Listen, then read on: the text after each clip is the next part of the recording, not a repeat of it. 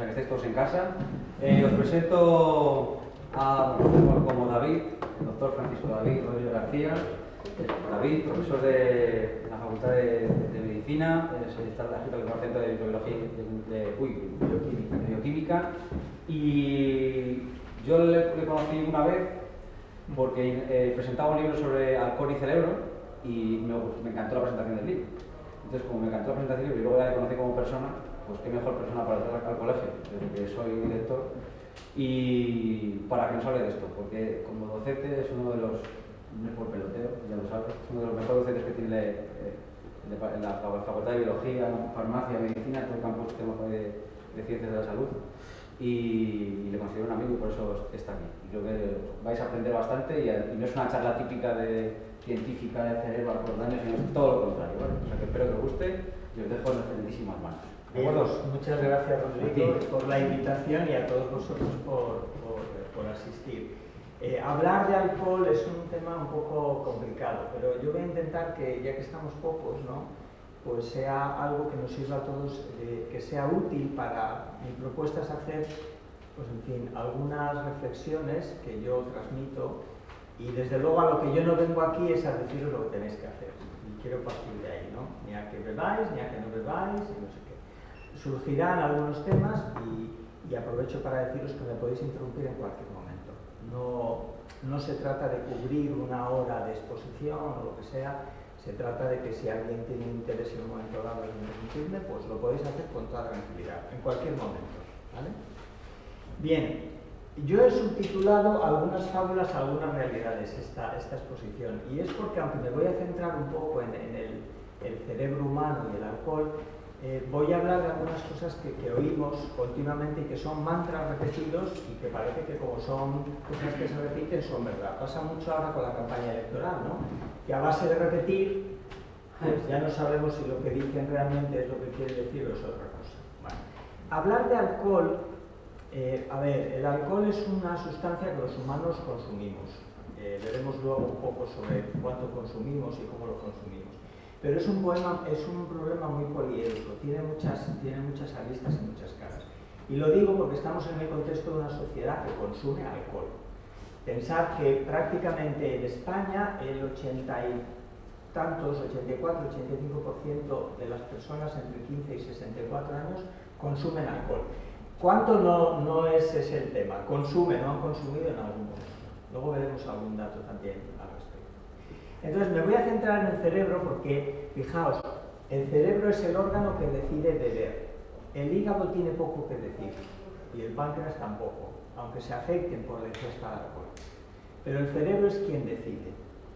Y este es el órgano que nosotros sabemos todos dónde está, que está encerrado en una cavidad prácticamente inaccesible, ósea, ¿no?, que es el cráneo, pero es el que controla todo, porque tiene una comunicación absoluta con todo el medio externo.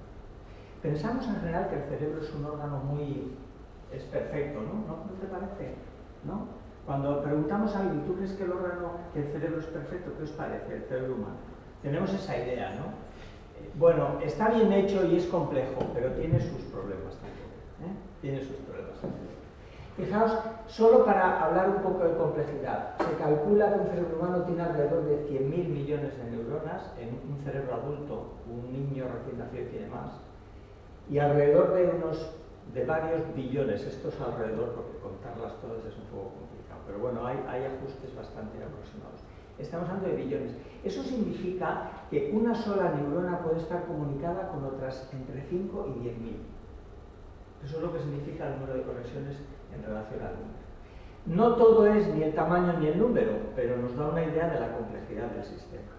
¿Cómo funciona el cerebro? Yo, seguramente aquí hay alguno que me va a perdonar porque sabrá estas cosas, pero me interesa decirlo. El cerebro está formado por unas unidades que son las neuronas, aquí tenemos una representación, y tiene una estructura discontinua, es decir, no es una red donde todo esté conectado, sino que cada neurona se comunica con otra por un espacio que denominamos sinapsis. Y esto se lo debemos a don Santiago Ramón y Cajal, que fue quien estableció la discontinuidad del cerebro, es decir, que hay elementos discretos, elementos específicos que son las neuronas, que se comunican unas con otras. Y esta es básicamente, de manera muy sucinta, cómo funciona nuestro cerebro cuando se conectan las neuronas. Hay un cambio en el sistema, en la concentración de ciertos iones que crea una especie de corriente eléctrica, y esta corriente eléctrica hace que se liberen en el espacio de la sinapsis una serie de elementos que veis en azul, que se denominan neurotransmisores, y tenemos más de 100 neurotransmisores en nuestro cerebro. Habéis oído hablar de la serotonina, de la dopamina, ¿no? Habéis oído hablar de la acetilcolina. Y eso lo que hacen estas bolitas azules, imaginad que serotonina, es estimular la neurona, en este caso el número 2, y establecer un contacto que hace que llegue a una neurona número 3, etc.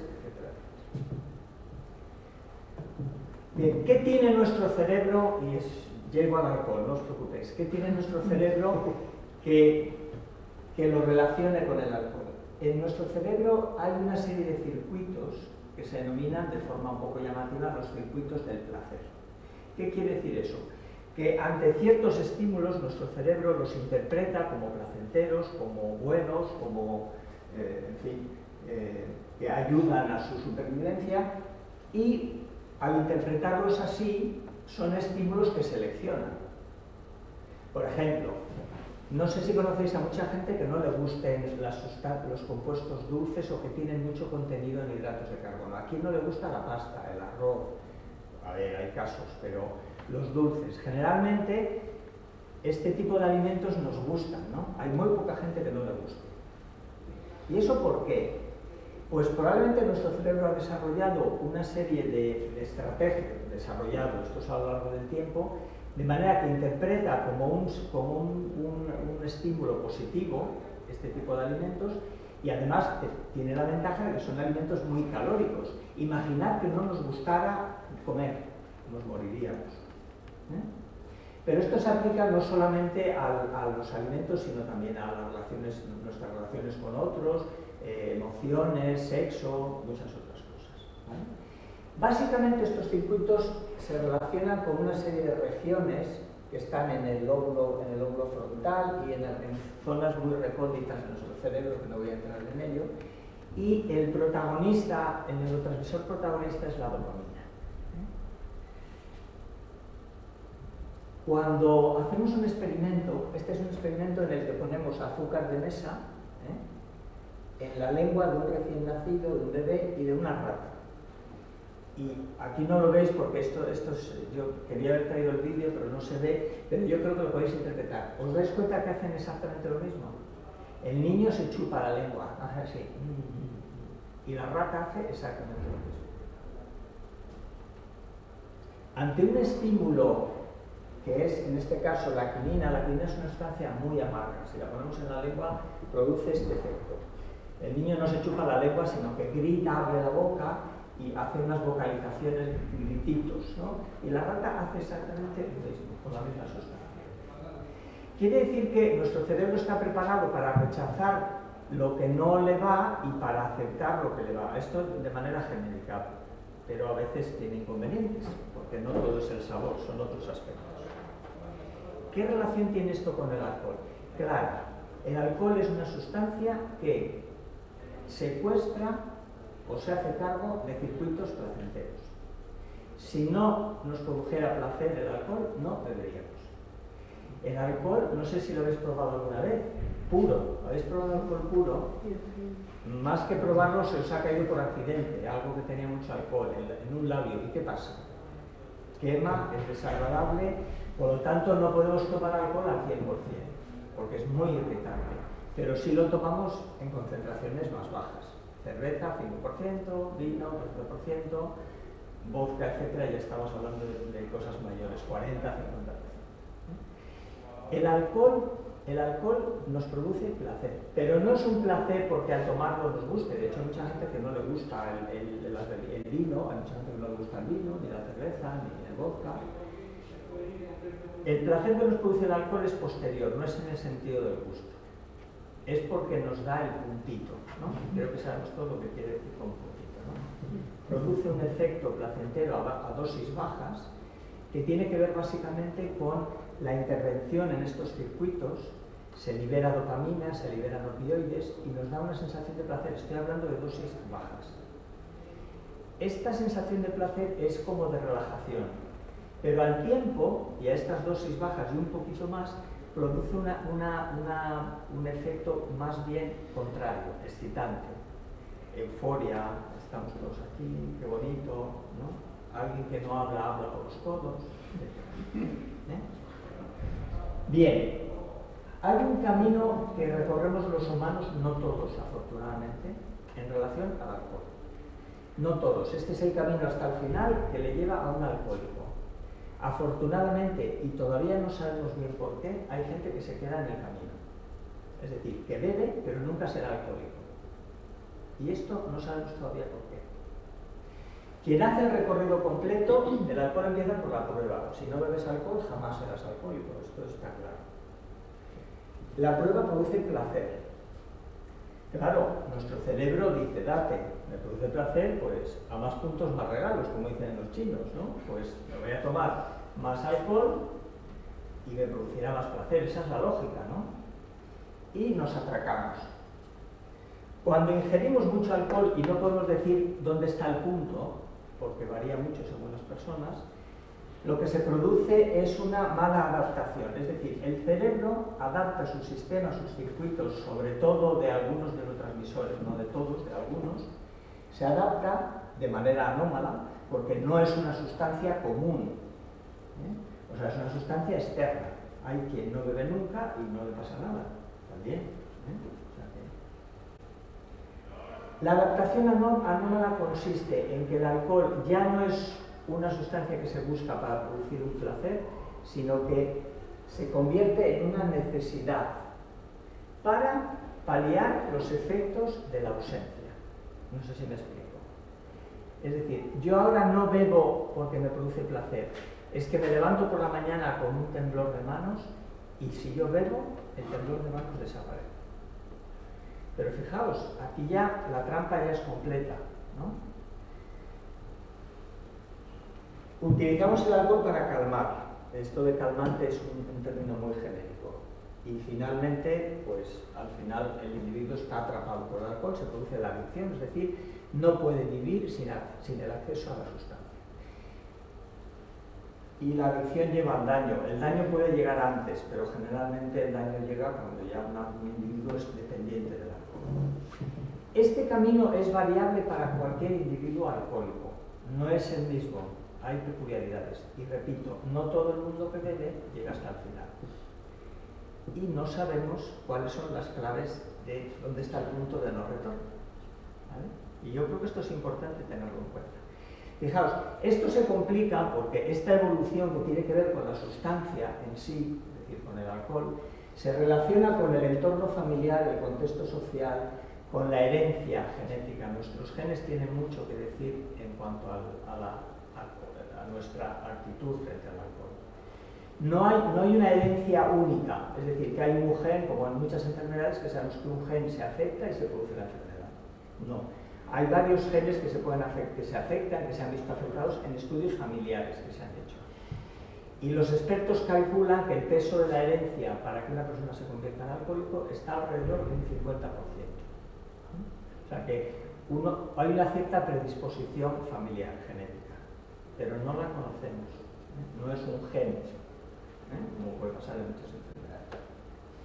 Y luego también de las características del individuo, es decir, cómo el individuo se relaciona con todo su entorno.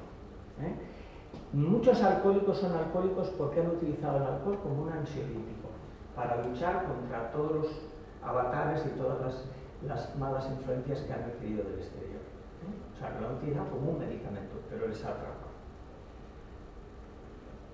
Hay otro aspecto que es importante tener en cuenta, y esto da pie a argumentos para cuándo se debe de beber, cuándo se debe de prohibir o no prohibir, porque yo parto del hecho de que vivimos en un lugar, en una sociedad, en unos países donde el alcohol es una sustancia legal, se puede consumir, a mayores de 18 años, ¿no? Bien, fijaos, esta es una representación, el cerebro no se pone de ese color, pero esto es una representación en la que lo que veis en azul quiere decir que hay mucho desarrollo de sustancia gris, es decir, de neuronas.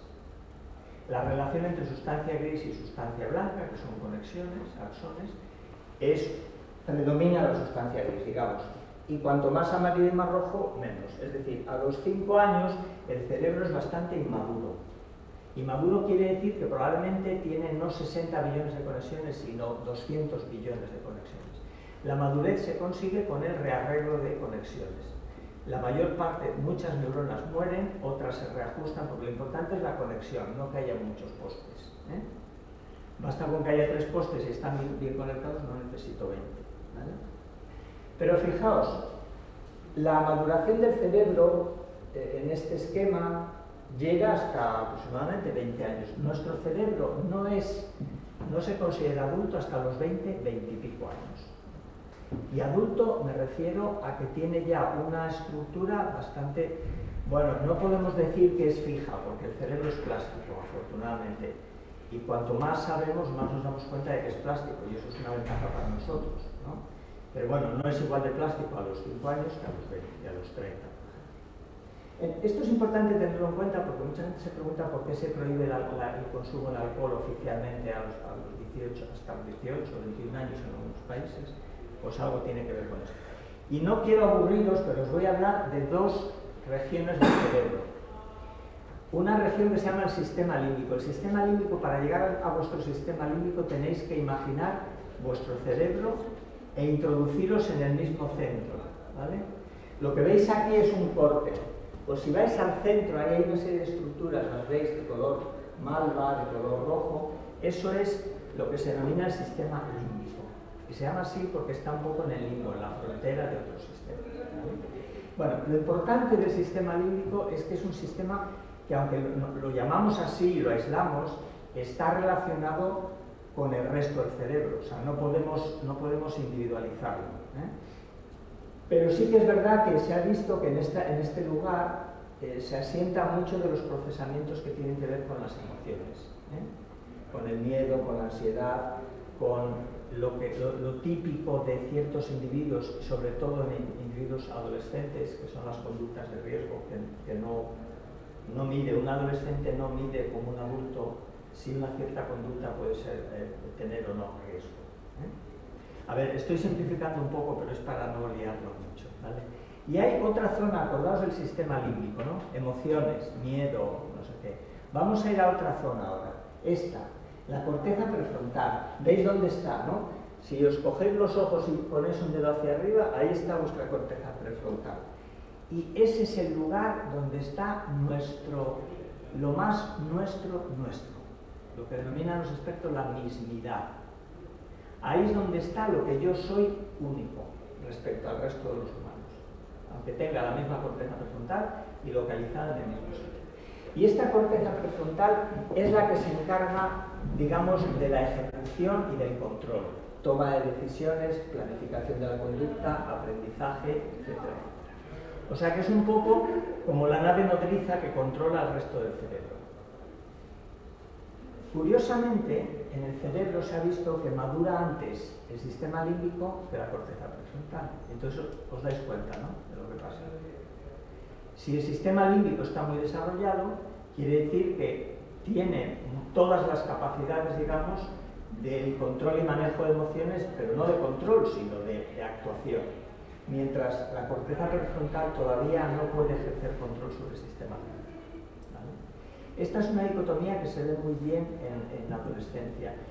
A ver, en humanos no se conoce mucho porque no podemos seleccionar humanos y sacarlos del cerebro y hacerles pruebas. Esto conocemos mucho por medio de la experimentación en animales. Y diréis, ¿qué tiene que ver una rata con un humano? Pues, bueno, tiene que ver bastante.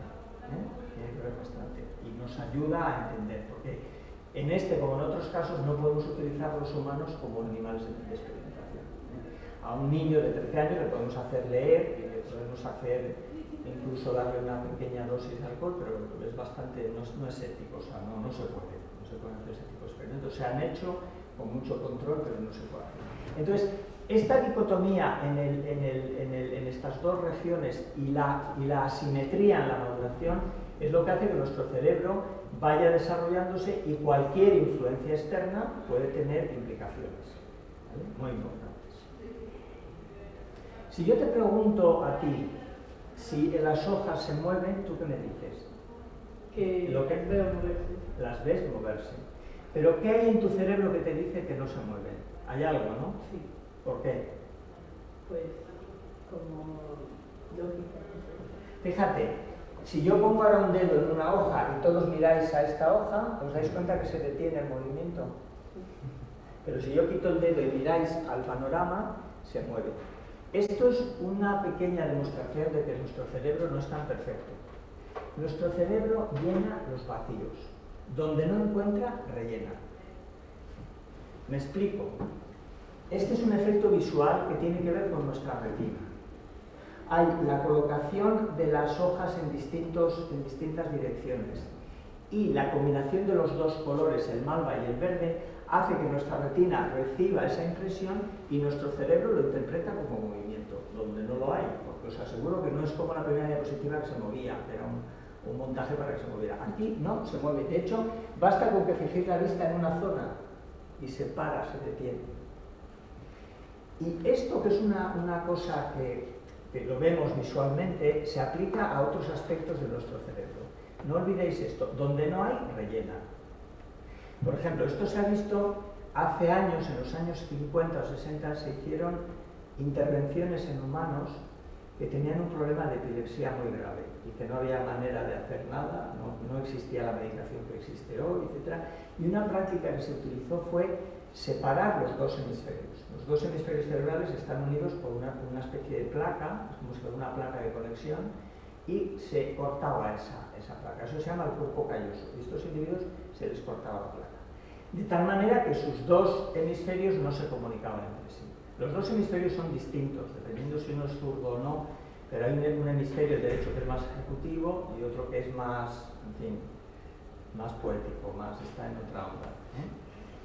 Pues lo que se vio con estos pacientes es que donde no podían interpretar una cosa, la rellenaban con lo que fuera. O sea, si tú tenías que relacionar una gallina con un huevo, como no lo podían relacionar, pues lo relacionaba con una cosa del gallinero que no tenía nada que ver o lo que fuera. Es decir, que no se callaba. En lugar de decir no sé, no interpreto, no veo, no sé lo que hay, ponía algo, aunque no tuviera nada que ver. Bien, vamos a hablar un poco ahora del consumo de alcohol.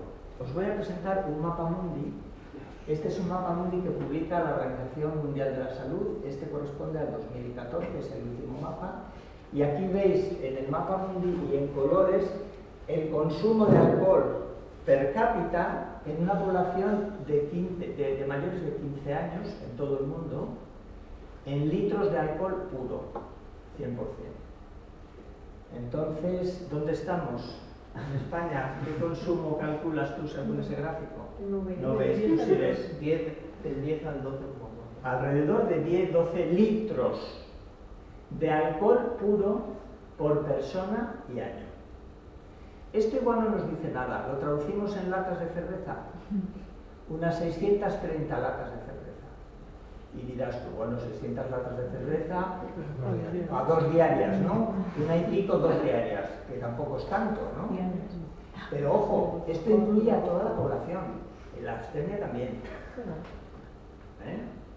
Es más, no he traído el mapa, pero si en lugar de la encuesta llevarla a la población general, la llevamos a la población bebedora, es decir, un individuo que dice, yo bebo alcohol, no me interesa cuánto, ¿tú bebes alcohol? Sí, entonces te aparto. Quitamos a la población abstemia y la media se duplica, pasamos a los 20 y tantos litros, 4 latas de cerveza. De media en la gente que bebe, al día. ¿Qué te parece poco o mucho? ¿Yo? Sí. De todo. Yo creo que algunos se beben las mías. Bueno, las 4 diarias. A ver, la estadística es lo que tiene, que es un promedio, ¿no? Pero esto nos hace ver un poco la idea de, primero, te confronta a ti y a mí, decir, yo 4, ¿dónde ando? Esto es lo primero. Y segundo, que es una media y como valor medio no tiene valor para el individuo, tiene valor estadístico. Fijaos, seguimos con la Organización Mundial de la Salud. 1/3 de la población mundial bebe. Por cierto, si veis aquí hay una zona blanca que prácticamente no consumen. ¿Veis con qué coincide eso? Esto. Países. Con los árabes. Con el Islam, ¿no? Países islámicos, porque el alcohol está específicamente prohibido en el Corán. ¿Quiere decir eso que en esos países no se consume alcohol? En absoluto. Se consume. Lo que pasa es que no tenemos manera, claro, si tú le preguntas a un musulmán si bebes alcohol, te va a decir que sí. Por mucho que hagamos todas las correcciones pertinentes, ¿no? 3 datos. Y de verdad, mi intención no es asustar, es simplemente ir a los datos para que dispongamos de información, porque yo creo que es muy importante disponer de información. 1/3 de la población mundial bebe alcohol, desde una copa al año a 50, bebe. El alcohol se relaciona directamente con alrededor de 60 enfermedades, directamente, o sea que no solo la cirrosis hepática que todos conocemos, ¿no? Hay otro tipo, porque el alcohol va a todos los sitios de nuestro organismo, más de 60 enfermedades, y produce unos 2,5 millones de muertes por causa directa del alcohol. Eso representa el 4% de la mortalidad. En el mundo se mueren alrededor de 60 millones de personas cada año, 2,5 por el alcohol. Ni que decir tiene si hablamos de la discapacidad que produce el alcohol. Teniendo en cuenta muertes y discapacidad, se calcula que al año perdemos unos 70 millones de años de vida humana. Eso lo dice la OMS, no lo digo yo. Bueno, vamos a ir un poco a encuestas y a encuestas que nos relacionan con datos de nuestro país. Cada 2 años el Ministerio de Educación hace 2 encuestas y las solapa, en año par una y en año par otra. Estas encuestas bienales son edades, que es una encuesta que se hace a población general entre 15 y 65 años, y estudes. Estudes es una encuesta que se hace a escolares de entre 14 y 18 años. ¿Vale? Bien, según esta encuesta, no voy a aburriros, pero creo que algún dato es importante. Alrededor del 78% de los españoles bebemos alcohol. Más los hombres que las mujeres. Es significativo, hay 10 puntos de diferencia. Luego habría que ver por edades también, porque hay mucha diferencia según edades, en hombres y mujeres. El alcohol, junto con el tabaco, es una de las drogas de inicio más temprano. Y digo droga porque el alcohol es una droga, ¿vale? Luego lo veremos. Es droga. Pero ¿sabéis? Cuando en la DGT, cuando hacen los controles, dicen control de drogas y alcohol, como si el alcohol fuera una cosa distinta. El alcohol es una droga, desde el punto de vista de la definición científica, ¿vale? Bueno, esta edad de comienzo, es decir, está prohibido, ¿no? Está prohibido, pero yo en un taller que organizo con adolescentes que tienen 14, 15 o 16 años, lo he hecho varias veces, si tú les dices, si te doy ahora 50 euros, en un colegio de aquí de Salamanca, si te doy 50 euros, ¿serías capaz, cuántos de los que estáis aquí seríais capaz de conseguir una botella de vodka y os quedáis con el cambio? Levantan la mano todos.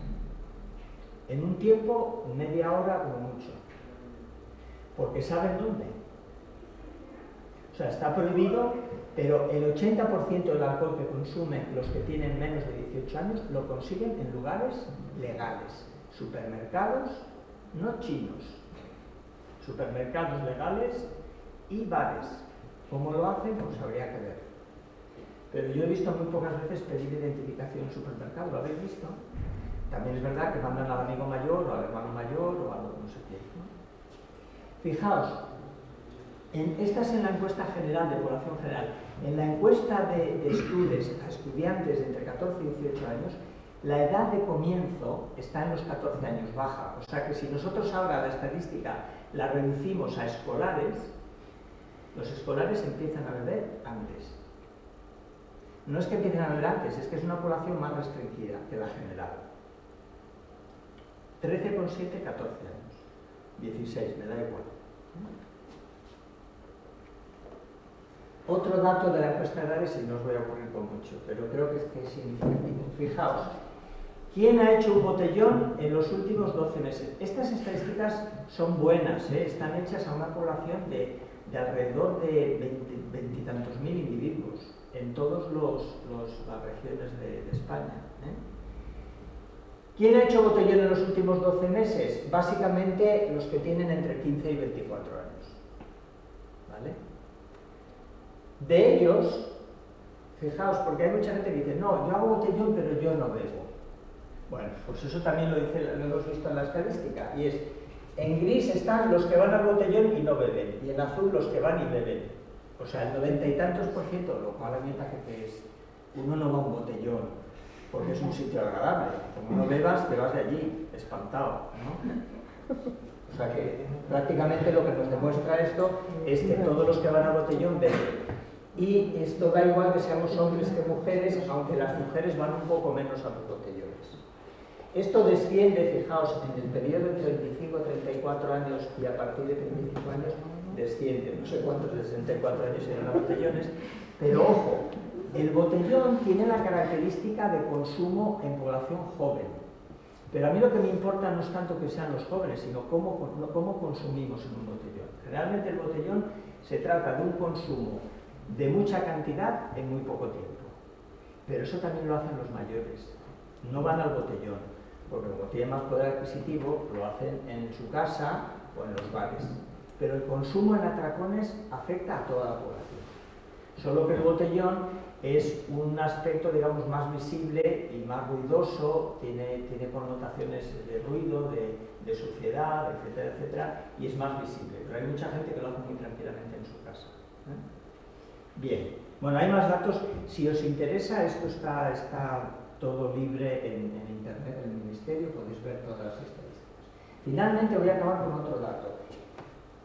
Estas encuestas pasan también un test que se llama Audit, en el que se perfila cómo es tu patrón de consumo, cuánto consumes, etcétera, etcétera.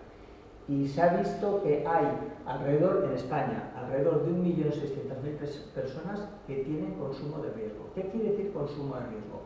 Probablemente no están enfermas por el alcohol todavía, pero están llamando mucho a la puerta. Que tengan problemas con el alcohol ya patológicos, o sea, patología con el alcohol, estamos alrededor de unos 400.000, 500.000 individuos en España. ¿Vale? Con todo lo que eso significa de gasto social, ¿no? Y médico, etcétera, etcétera. No voy a caer yo en la tentación de decir, es que esto gasta mucho dinero y por eso hay que dejar el alcohol. No es esa la cuestión. Porque alguien me diría, bueno, ¿y qué hacemos con las compañías que venden alcohol y dan puestos de trabajo? ¿No? Bueno. Pero esto es un poco los datos, ¿no? Vamos a ver un poco qué efectos tiene el alcohol en nuestro cerebro. Fijaos, una cosa que es clave es que el alcohol es una sustancia cuyos efectos son dependientes de la dosis. Esto os podrá parecer una tontería, pero no lo es. La dosis es importantísima. El problema es que nadie controla la dosis. Todos estamos habituados a tomar paracetamol, bueno, no del todo, antibióticos, si nos los prescribe el médico, y a ti te dice el médico que te tomes una amoxicilina cada 8 horas y no dices, me voy a tomar la caja entera porque seguro que me curo antes, ¿no? No se te ocurre, porque ya el médico te ha dicho, no, tómala cada 8 horas porque hay que mantener un nivel de antibiótico en sangre para matar al bicho, ¿no? Pero no te la tomas entera, o dices, bueno, hoy creo que con 2 sobres puedo, ¿no? Y le tomo 2 sobres, ¿no? Y así nos quedamos tan satisfechos. Los analgésicos a veces sí tienen esa tendencia a tomarse mucho si no saben que 8 gramos de paracetamol puede matar. Claro, exacto. Bueno, pues eso, pues el alcohol es una sustancia de la que tenemos un poco, del alcohol tenemos experiencia. Los que beben tienen la experiencia de cuál es el efecto y si te pasas y si no te pasas, quién más, quién menos sabe el efecto que tiene, ¿no? Y lo controla, pero pasa lo mismo que tú te tomas analgésicos, yo puedo con 8 gramos de paracetamol y la gente no sabe que eso puede ser mortal, ¿no? Bueno, pues con esto pasa lo mismo. Fijaos, no he querido entrar en detalles, pero esto es un poco la relación que existe entre la cantidad de alcohol en sangre y los efectos. No he querido darle más digamos, detalles porque creo que todos nos entendemos. A partir de 0,3 gramos de alcohol en sangre prácticamente no se detectan objetivamente efectos. Si acaso un poco de desinhibición, pero eso depende, porque uno puede tener un día muy alegre y no ha bebido alcohol, ¿no? O sea que no se distingue bien objetivamente, aunque el individuo puede percibir algo.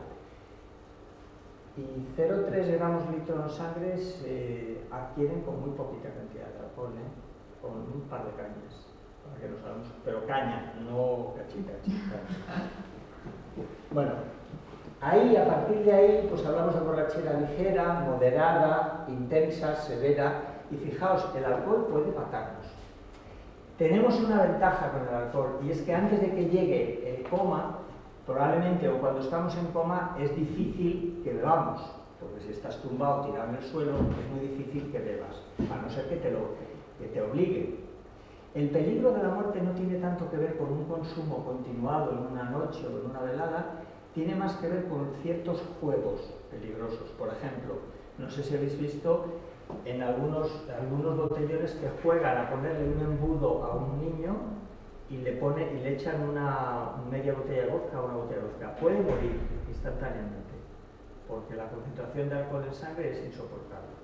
Pero normalmente no bebemos así los humanos, eso es una barbaridad, ¿no? Generalmente los humanos bebemos, no, tomamos un par de cañas, igual luego son 7, pero empiezas por 2, no.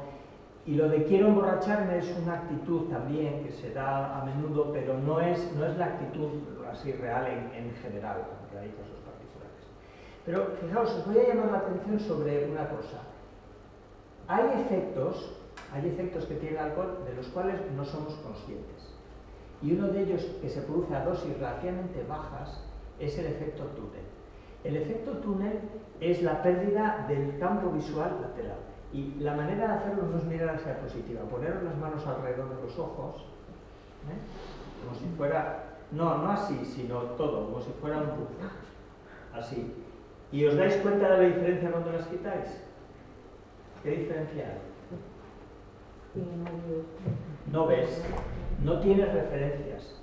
Y esto es un efecto, porque el efecto túnel, yo aquí lo he representado de una manera muy llamativa. El efecto túnel no es que tú ves como si vieras por un agujero, es que vas perdiendo paulatinamente la visión lateral.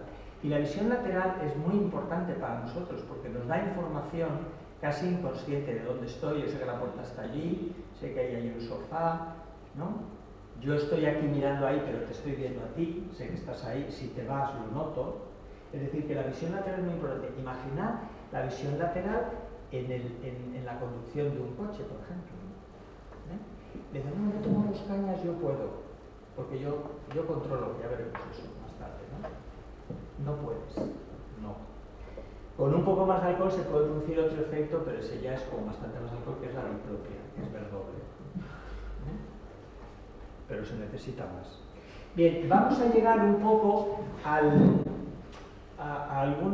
lo que justifica un poco el título de este encuentro con vosotros, y son algunos mitos que se relacionan con el consumo de alcohol en los humanos. Y simplemente voy a hacer una lista pequeña que sirve un poco para la reflexión. A ver, el alcohol me estimula. Esto lo habéis oído, ¿no? ¿Lo habéis oído? Me pone, me da puntito, me da... Yo controlo, bebo lo normal, no es una droga. Me gustaría saber qué es beber lo normal. ¿Tú qué bebes? Lo normal.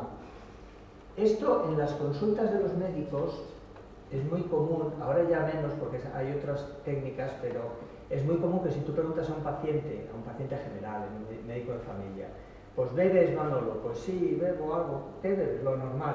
Y entonces tú empiezas a preguntar, ¿no? Pero lo normal, dime qué bebes. No, bueno, yo por la mañana tomo una copa de bufo y tal, no sé, luego en la comida una copita de vino, pero una copita de vino ¿cómo? Y en la copita de vino es un vaso de sidra, de vino. Y luego por la tarde con el café, un licor, y por la noche. Eso es para mucha gente lo normal. Y no son alcohólicos, curiosamente, ¿no? Puede que tengan problemas, pero no lo son en el momento actual. Bueno. Me hace interesante, me relaja, y aquí entramos ya un poco en aspectos más subjetivos, ¿no? De lo que el alcohol... Hay gente que es muy tímida y el alcohol les hace comunicarse. Y bueno, lo típico, pues se liga más, pues te parece a ti que ligas más, fundamentalmente lo segundo, ¿no? Aquella chica o aquel chico que te parecía un horror es lo más mono que te has podido encontrar, ¿no? Era un horror en condiciones obvias, un horror, pero ahora es lo más mono que hay en la fiesta, etc. Me alimenta. Esto lo dice no gente joven, lo dice gente un poco más mayor. Dice, yo estoy tomando cervezas y entonces ya estoy alimentado, ¿no? Lo elimino rápido, como si el alcohol se eliminara a voluntad. ¿Sabéis por dónde se elimina el alcohol? Tú, por ejemplo, ¿qué me dirías? Por el sudor. Por el sudor, todo. No.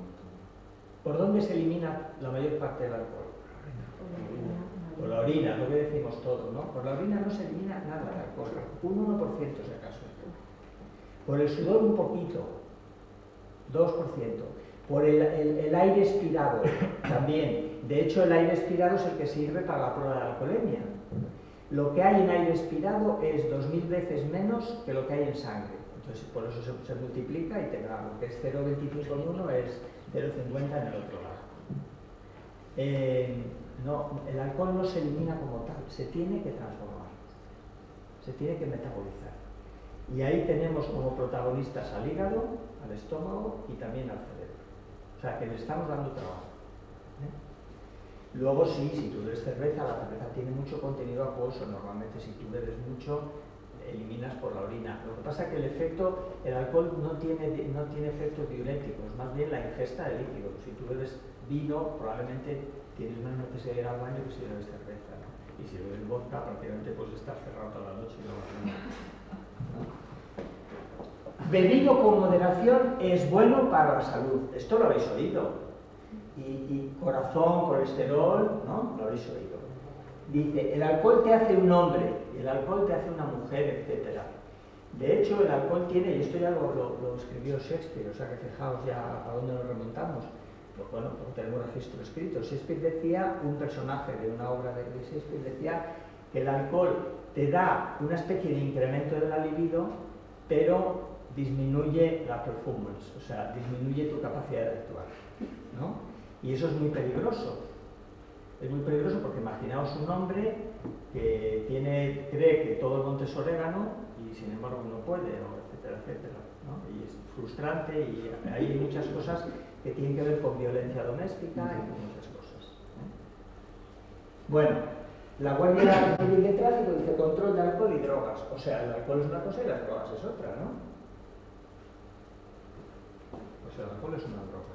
No se lo voy a decir yo a la DGT, pero se ahorraría en media palabra del cartel. Control de drogas, ¿no? El alcohol no es alimento, no, pero proporciona calorías. Alrededor de 7 calorías por gramo. 7 kilocalorías, para ser más exactos.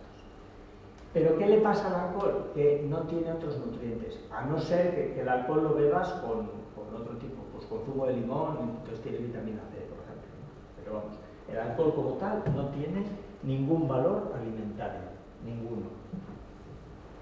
El alcohol hay que eliminarlo, o sea que al final el alcohol que tiene esta fórmula química se convierte en dióxido de carbono y en agua. El dióxido de carbono se expulsa por el aire expirado y el agua pues va donde va, donde tenga que rellenar hueco o si sobra va al riñón y la eliminamos. Pero esta flecha que veis aquí, no es un paso metabólico, o sea, no es un paso, son varios, o sea que hay un esfuerzo metabólico importante. Y el efecto que tiene el alcohol es que se acumula. Me explico, hay un límite. Esto es como si de repente toda Castilla y León quiere ir a Madrid un día, que a veces ocurre, ¿no? ¿Qué pasa con Guadarrama?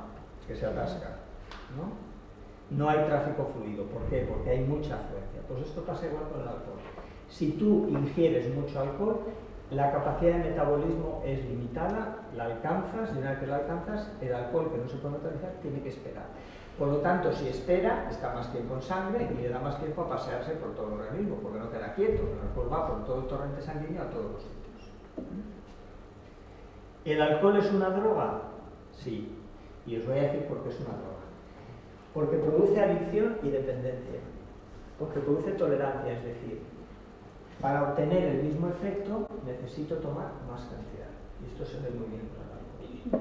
De hecho, hay personas que beben una cantidad exagerada, que dices, ¿cómo puede estar en pie este individuo? Porque es muy macho, porque yo puedo, yo lo elimino, no, porque es muy macho, no, porque te has hecho tolerante. produce un síndrome de abstinencia. Estamos hablando de cuando el alcohol es un problema para el individuo. De hecho, la resaca, algunos expertos dicen que es una especie de síndrome de abstinencia en pequeñito. Yo no estoy muy convencido de eso, porque no se sabe nada de la resaca. ¿Sabéis de lo que os hablo, no? La resaca, todos lo sabemos. ¿Alguien no lo sabe? Pues se lo explique, compañero. Pero la resaca es una especie de síndrome de abstinencia en pequeñito, ¿no? Que la gente luego dice, pues me tomo zumo de alcachofas o me tomo tal. La mejor manera de combatir una resaca es bebiendo alcohol. Claro, yo no lo recomiendo, porque entonces estamos en las mismas, pero entonces parece ser que el alcohol es el que suple esa sensación de malestar, ¿no? O sea, que ese cerebro está mal adaptado, ¿no? Algo le pasa, que no funciona bien, porque necesita el alcohol para estar mejor. De hecho, hay muchas personas que lo hacen, se levantan y se toman un daiquiri o un zumo de tomate con no sé qué que lleva alcohol y se encuentran bien enseguida. ¿Y la gente debe beber agua, hidratarse? Pues es otro bulo, porque vamos a ver, lo que tú haces cuando bebes agua es que te hidratas, sí. Y lo que haces es forzar la función urinaria, la función renal, pero es eso lo que haces. El alcohol no desaparece porque tú hidrates. Y el alcohol tampoco deshidrata tanto. En condiciones normales. Otra cosa es una persona que esté una noche entera bebiendo vodka, que no beba agua, pues ahí puede haber un pequeño síndrome de deshidratación. Pero no está claro, ¿eh? No está claro. No, tranquila, estamos en familia. Lo que quiero decir esto, porque claro, dicen, no, yo bebo, pero bebo agua para hidratar. No, vamos a ver. Si tú bebes, si estás bebiendo alcohol y bebes agua, lo que estás haciendo es que el agua que bebes no es alcohol. O sea, que lo que estás haciendo es despejar el túnel de Guadarrama, ¿no?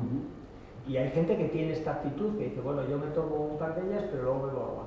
Pero esa estrategia falla el 90% de las veces.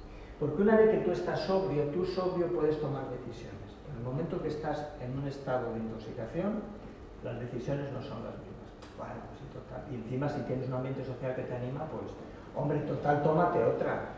Pues tú dices, no, yo no quiero más. Pero hombre, otra, ¿no? Esto es otro aspecto que no tratamos aquí, pero que tiene mucha importancia, es cómo bebemos en sociedad, ¿no? Así que si alguien estáis al lado de alguien que dice, no quiero beber, nunca le animéis a beber, porque no quiere, punto. Ya está. Y este es un punto importante. Yo digo que el alcohol no es saludable, ni bebido con moderación, ni bebido sin moderación. No lo es. Y esto me ha dado algunos problemas, porque no he podido explicarme con suficiente. Recuerdo una vez en Soria que dije eso a un grupo de periodistas y me dijo un periodista, dice, pues aquí en Soria los médicos dicen que beber alcohol con moderación es bueno para la salud. Digo, en Soria, porque tú lo sabes, todos los médicos de Soria recomiendan el alcohol. Digo, pues mira, si ese fuera el caso, yo no estoy a favor de esa afirmación, ¿no? Y al día siguiente, el no sé qué de Salamanca dice que el alcohol... Vamos a ver, me voy a explicar. Hay estudios muy serios con poblaciones se llaman cohortes de 50.000 individuos, ¿vale? Que han visto o que demuestran, y publicado en las mejores revistas del mundo de medicina, que han visto que el alcohol disminuye alrededor de un 10% la fracción del colesterol que denominamos malo, ¿vale? Y también tiene un efecto sobre la coagulación de la sangre, efecto facilitador. Digamos que adelgaza la sangre, ¿vale? No permite que coagule. Entonces, en trastornos producidos por una afectación de la coagulación, un trombo con el cerebro y tal, ahí se ha visto que puede tener un efecto beneficioso. Lo que no decimos, bueno, sí lo dicen los expertos, pero no se habla, es que el alcohol puede producir una hemorragia cerebral por ese efecto adelgazador en la sangre. En cualquier caso, el efecto más demostrado, digamos de una manera, yo creo que casi irrefutable, es que baja alrededor de un 10% el colesterol malo. Bien. Esto también es discutible, porque fijaos, cuando hago una encuesta en una población sobre lo que consumes de alcohol y los efectos que tiene sobre tu colesterol, la encuesta hay que hacerla sobre más cosas, porque el colesterol no solamente depende del alcohol, depende de la dieta, básicamente, del ejercicio, de tu genética, depende de muchas cosas.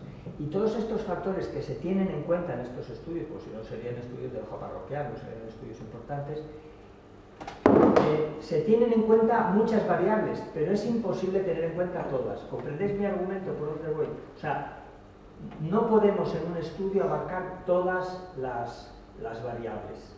O sea, cuando se dice, por ejemplo, yo también he escuchado, 2 copas de vino en la comida saludable o 2 cañas de cerveza en la comida saludable. Sí, porque tiene resveratrol, ¿no? Bueno, pues te comes 1 kilo de uvas que tiene también resveratrol.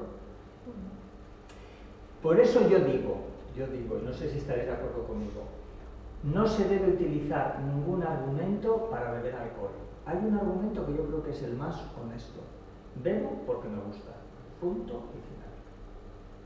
Pero no porque es bueno para la salud. A mí que me diga alguien que bebe porque es bueno para la salud 2 copas de vino, yo no me lo creo.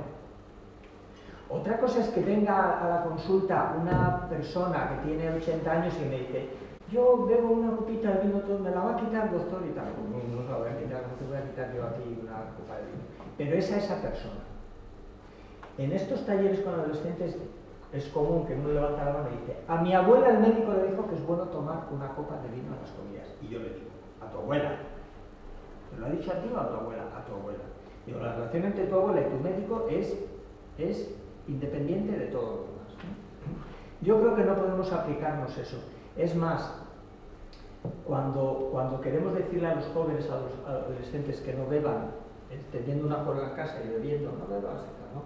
No, pues tú tienes que decirle a tus hijos por qué bebes. Pues bebo porque me gusta, pero tienes que al tiempo decir: pero esto no es una cosa banal. Si beber alcohol tiene riesgos y uno tiene que saber hasta qué punto lo que bebe, lo que ha bebido, lo que puede beber o lo que no. Y lo del control es relativo. Yo sé que hay gente que controla, hay gente que bebe alcohol toda su vida y nunca jamás tendrá un problema, ya lo dije al principio, ¿vale? O sea que tampoco se trata de estigmatizar el consumo. Ya que vivimos en una sociedad que lo tiene legal, pues yo no voy a ir ahora como esta mujer que iba en el siglo XIX con una Biblia en la mano y con el hacha en la otra. En América entraba en los bares y se dedicaba a dar leña, ¿no? No sé si con la Biblia o con el hacha, pero ¿no? Las ligas estas anti-alcohol, ¿no? Que surgieron en Estados Unidos a finales del XIX, eso trajo como consecuencia la ley seca de los años 20, Al Capone, etcétera, etcétera. Eso no ha funcionado en ningún país donde ha habido ley seca. No es lo mismo prohibir el tabaco que prohibir el consumo de alcohol. No es lo mismo. Porque el tabaco tiene un efecto inmediato en los terceros. El alcohol no, ¿os dais cuenta? Y entonces no es lo mismo, porque si no se prohibiría, porque si es una sustancia nociva, es nociva, ¿no? Entonces yo creo que en este aspecto hay que confiar en la libertad del individuo. Yo creo que el individuo debe estar informado y debe decidir, pero no buscar coartadas para beber, porque son coartadas. Es que yo bebo alcohol porque me baja el colesterol. Mira, si haces 30 minutos de ejercicio diario, también bajas el colesterol un 10%. Pues tú verás, ¿no? Luego hay personas que reconocen que tienen cierto problema con el alcohol y ahí es donde hay que poner el foco. Si yo me doy cuenta de que tengo algún problema, entonces tengo que poner el foco ahí y decir: quieto, hasta ver, ¿no? Porque hay gente que tiene más problema que otra, bebiendo lo mismo. Y esto es misterioso. El día que lo sepamos y nos puedan etiquetar y decir: usted tiene mucho riesgo con el alcohol, pues probablemente ya tenemos un argumento para no beber o beber con mucho cuidado, ¿no? Pero es cierto bien que no hay ninguna cultura compleja o primitiva o no primitiva que no tenga algún tipo de bebida alcohólica, quizás porque son relativamente fáciles de producir. Claro, esto parece ser que dicen que el primero que bebía alcohol fue uno que se le olvidó fruta en un cuenco, hizo un liquidillo, la probó y dijo, dicen, ¿no? Dicen, en el periodo neolítico tal. Y a ver, si es que está con nosotros, yo creo que tenemos que, a ver, el alcohol está con nosotros, pero creo que tenemos que repensar las cosas, o sea... El otro día estaba en un programa de televisión, estaban hablando de la microbiota. Sí. Y en una selva de Ecuador, en una tribu relativamente aislada, es típico que las chichas estas que llaman, las bebidas, se producen a partir de la saliva de los viejos de la tribu que escupen en el sitio. aquello fermente Sí, se produce la sí, bebida. sí. Es una forma muy sencilla de producir Pero drogas. fíjate, en muchos de estos lugares esas bebidas alcohólicas son rituales, es decir, no son recreativas. Es decir, Pero que sí, no, el efecto de la droga. no solo eso, hay en las selvas de Borneo, por ahí, en el sudeste asiático, hay una especie de monos que se alimentan de un fruto fermentado que tiene alrededor de un 6% de alcohol, o sea que se toman cerveza todos los días y se cogen unas considerables. Se han hecho estudios de que están medio mareados y tal, pero es su alimento de referencia. Pero claro, para ellos es importante porque es alimento. Aquí estamos hablando del uso recreativo del alcohol, ¿no? Es decir, el uso del alcohol por placer, no porque es un ritual o como cuando tú brindas, porque brindar con champán o con espumosos o cava, lo que sea de Navidad, es una especie de ritual. Hay mucha gente que ni lo prueba, que hace el chin chin y ni lo prueba porque no le gusta, porque ha oído otra cosa o tal, que forma parte de los rituales, pero luego lo hemos incorporado a nuestro mundo recreativo, ¿no? Lo mismo que hacemos con otras cosas, porque los humanos no utilizamos el sexo para procrear solo, también hay sexo recreativo y también lo hay en algunas especies de primates, ¿no? Bueno, seguimos adelante, enseguida acabo. La ley de la gravedad, no voy a explicar la ley de la gravedad, yo no soy físico y no es esta la cuestión, pero todos conocemos la ley de la gravedad, ¿no? Entonces, ¿alguien tiene algo que pese? Déjame tu móvil. A mí, sin conocer la ley de la gravedad y que la fuerza es igual a la cantidad de masa partido por la distancia que separa los cuerpos, etcétera, etcétera, sin saber esa fórmula, yo conozco la ley de la gravedad porque la he experimentado. Y yo sé que si suelto este móvil, tranquila, no voy a soltar la vena, si suelto este móvil va al suelo y no va más abajo porque el suelo impide que siga hacia abajo. A nadie se le ocurre hacer el experimento de tirarse de un 10º piso para comprobar la ley de la gravedad. Si acaso das un saltito, si quieres comprobarla. O sea, te subes a una silla y saltas, pero no se te ocurre ir a un 10º piso para tirarte. Esto que nos parece absurdo, tonto, es un poco también en lo que se aplica a muchas conductas de cierto riesgo. Es verdad que la vida, es verdad que la vida es riesgo, que nos puede caer una teja, que no sé qué, que no sé cuál. Pero no está mal que de vez en cuando pensemos cuál es nuestra actitud frente a los riesgos de la vida. Al final todos vamos a acabar en el mismo sitio, es verdad. Pero no solamente estamos hablando de muerte prematura, estamos hablando también de problemas sociales, familiares, personales, médicos. Entonces, yo creo que no hay ni que asustarse ni rasgarse vestiduras, pero sí pensar en ello de vez en cuando. Y pensar sin alcohol alrededor, claro, porque hablar de alcohol, cuando tomamos alcohol, nos salen todas las ideas, ¿no? Y yo creo que, como otras muchas cosas en nuestro desarrollo de vida, de lo que hacemos, yo creo que no está mal que nos enfrentemos a las cosas como son y sin ponerle, no sé. Una cosa que me pasa a mí a veces es que siempre me preguntan, ¿pero tú bebes o no bebes? Entonces yo digo siempre, yo no voy a decirte lo que hago, porque yo no vengo a hablar de mí, ¿vale? Porque esto me pasa sobre todo con los jóvenes, porque claro, dicen, pues si tú bebes, pues yo también, ¿no? Como tu abuela, o sea, como tu abuela bebe, tú bebes y tal, ¿no? Yo creo que uno sabe dónde está y la cuestión es ponerle información al asunto, de la misma manera que no podemos tomar analgésicos sin saber. Pues yo creo que no podemos tomar algo sin saber, es una sustancia que tiene sus riesgos, que puede tener ciertas ventajas desde el punto de vista de nuestra vida social, recreativa, pues vale, pues cada uno lo valore, ¿sabes? Bueno, yo creo que lo dejamos aquí para no alargarlo más, porque es un poco... Esto da para mucho porque nos enfrenta a nosotros mismos como sociedad también, ¿no? Podríamos hablar de aspectos relacionados con la prohibición, las leyes. Se hace botellón, viene la policía, pero la policía, dependiendo del día, vamos a abrir un botellón hace poco en Salamanca, ¿no? Y se bebía en la calle, aunque digan que está prohibido beber en la calle, ¿no? Claro, ¿qué hacemos? ¿Traemos a 2000 números de Madrid a detener a toda la Nochevieja universitaria? Pues probablemente no ese es el camino, o sea que yo creo que el camino es más de prevención, de educación, de empezar antes. Los efectos no se ven ni a corto ni a medio plazo, pero yo creo que es por donde hay que empezar. Porque por mucho que tú digas ahora es malo beber alcohol a un adolescente, te va a decir, vale, pues muy bien, sigue diciéndolo. Bueno, pues muchas gracias. Y aquí estoy.